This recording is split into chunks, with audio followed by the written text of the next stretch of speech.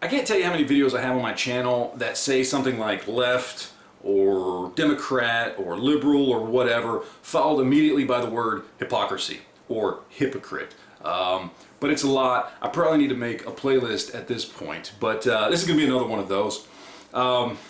Let's talk about Pete Davidson, shall we? You may not know the name Pete Davidson. That's fine. I actually had to look this guy's name up because I know what he looks like. When I see him, I know who he is, but I didn't know his name. Pete Davidson is a guy from Saturday Night Live. He's part of the reason why I kind of stopped watching it. I mean, just part of the reason in that cast I just don't like. I mean, ever since Will Ferrell left, it's kind of gone downhill a lot, and he's really no different. Look him up, you'll see his face, and you'll know who he is. But basically, this is the guy that went to the Jimmy Fallon School of Comedic Acting, and I got nothing against Jimmy Fallon. He wasn't a great comedic actor. He was okay in skits. He's much better as a late-night talk show host. But you know, that guy that just kind of sits back, and this is definitely what this guy, Pete Davidson, does, where he just kind of sits in the background of every skit, looking like he's about to start laughing, like he's about to start cracking up because the skit's so funny, so hilarious that he can't keep it together. He's like, yeah, yeah. He's basically the Beavis of Saturday Night Live for all intents and purposes. He's like, yeah. That's what he does in every skit, every single thing he's ever in, whether he's playing a character or whether, like what we're going to talk about here today, he's just being himself. That's all he does. He looks like he's about to crack up at everything he says and everything someone else says. And it's this kind of tried and true thing that Saturday Night Live figured out a long time ago, whereas if one of the characters or one of the cast members or one of the guest stars start to actually crack up and laugh a little bit, the people watching assume whatever's going on is instantly even funnier than it really is, so it makes the audience laugh a little more too. It's completely disingenuous. It is not real whenever they do this anymore. Maybe occasionally it is real. This is not it. But this is all this guy does. That's it. That's all he does.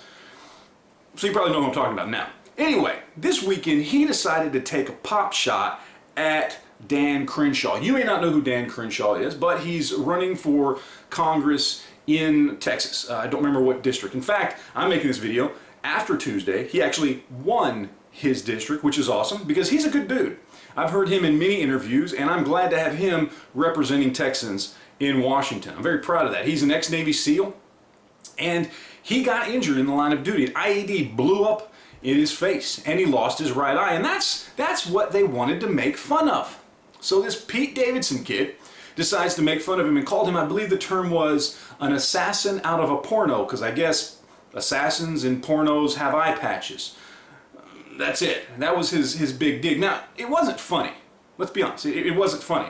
He looked like an assassin from a porno. That's pretty much how he delivered the line. And then goes on to say, well, you know, and I know he got injured in war or something. And the audience laughs while he's laughing at his own unfunny joke. But it's just funny how hypocritical this situation is. I mean, does everybody remember 2.5 years ago when Trump was talking about a reporter and went, and don't get in on the debate of whether or not Trump always did this when he talked about people. Yes, I've seen videos of him doing it at other times when he wasn't talking about this particular guy. It doesn't matter. It doesn't matter. For the purpose of this video, let's say he was intentionally making fun of this guy. He was intentionally making fun of this person's disability.